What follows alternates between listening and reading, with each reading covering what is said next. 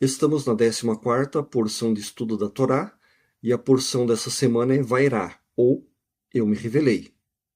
Essa porção vai de Êxodo capítulo 6, verso 2, até capítulo 9, verso 35. O título do estudo dessa semana é O Nascimento da História. A palavra Vairá começa com algumas palavras fatídicas.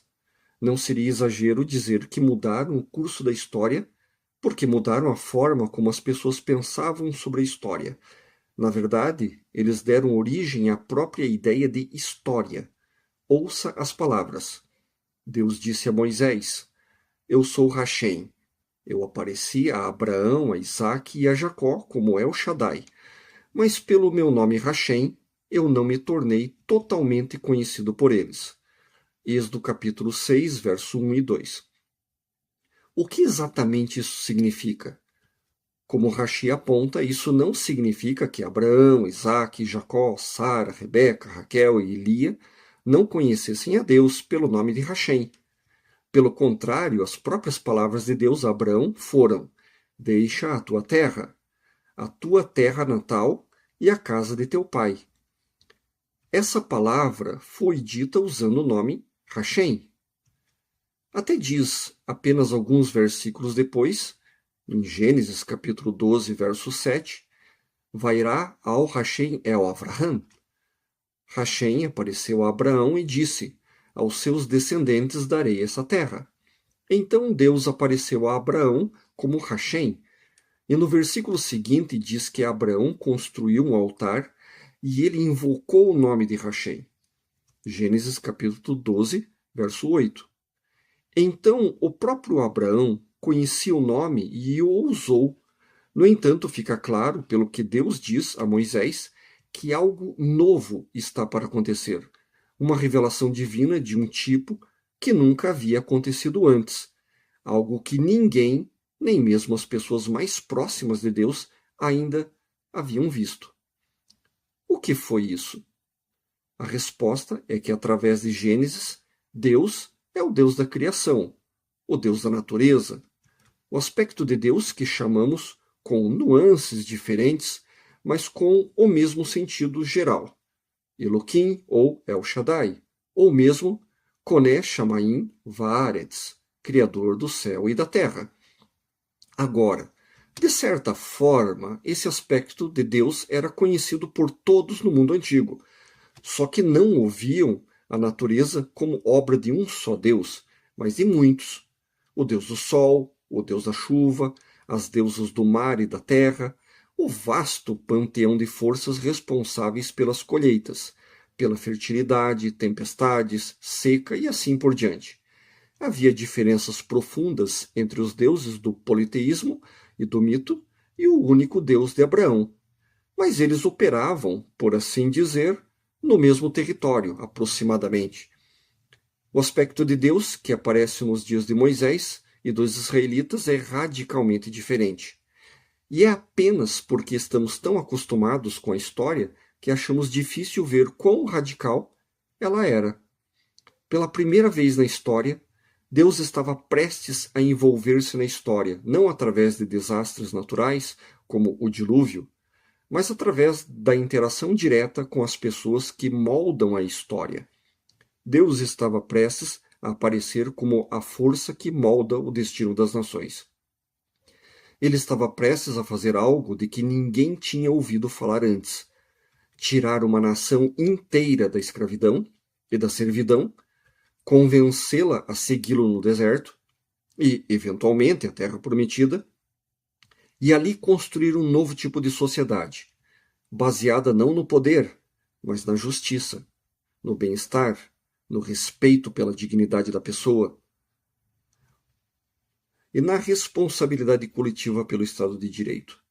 Deus estava prestes a iniciar um novo tipo de drama e um novo conceito de tempo. Segundo muitos dos maiores historiadores do mundo, Arnaldo Modigliano, Youssef Yain Yerushalmi, Sir John Harold Plumb, Eric Voegelin e o antropólogo Mircea Eliade, este foi o momento em que a história nasceu, Até então, o drama humano básico lutava para manter a ordem contra as ameaças sempre presentes do caos, seja através de desastres naturais, conquistas estrangeiras ou lutas internas pelo poder. O sucesso significava manter o status quo. Na verdade, a religião no mundo antigo era intensamente conservadora. Tratava-se de ensinar às pessoas a inevitabilidade do status quo. O tempo era uma arena na qual nada mudava, fundamentalmente. E agora Deus aparece a Moisés e lhe diz que algo totalmente novo está para acontecer, algo que os patriarcas conheciam em teoria, mas nunca viveram para ver na prática. Uma nova nação, um novo tipo de fé, um novo tipo de ordem política, um novo tipo de sociedade. Deus estava prestes a entrar na história e colocar o Ocidente numa trajetória que nenhum ser humano jamais havia contemplado antes. O tempo não seria mais simplesmente o que Platão descreveu lindamente como a imagem em movimento da eternidade. Iria tornar-se o palco no qual Deus e a humanidade caminhariam juntos rumo ao dia em que todos os seres humanos, independentemente da classe, cor, credo ou cultura, alcançariam a sua plena dignidade como imagem e semelhança de Deus. A religião estava prestes a tornar-se não uma força conservadora, mas uma força evolutiva e até revolucionária. Pense nisso. Muito antes do Ocidente, os chineses inventaram a tinta, o papel, a impressão, a fabricação de porcelana, a bússola, a pólvora e muitas outras tecnologias. Mas não conseguiram desenvolver uma revolução científica, uma revolução industrial, uma economia de mercado e uma sociedade livre. Por que eles chegaram tão longe e pararam? O historiador Christopher Dawson argumentou que foi a religião do Ocidente que fez a diferença. A única entre as civilizações do mundo, a Europa tem sido continuadamente abalada e transformada por uma energia de inquietação espiritual. Ele atribuiu isto ao fato de o seu ideal religioso não ter sido o culto da perfeição intemporal e imutável, mas um espírito que se esforça para incorporar-se na humanidade e mudar o mundo. Para mudar o mundo, essa é a frase-chave, a ideia de que, junto com Deus, podemos mudar o mundo e que podemos fazer história, e não apenas sermos feitos por ela. Essa ideia nasceu quando Deus disse a Moisés que ele e seus contemporâneos estavam prestes a ver um aspecto de Deus que ninguém já tinha visto antes. Ainda acho aquele momento de arrepiar, quando a cada ano lemos Vairá e relembramos o momento em que a história nasceu.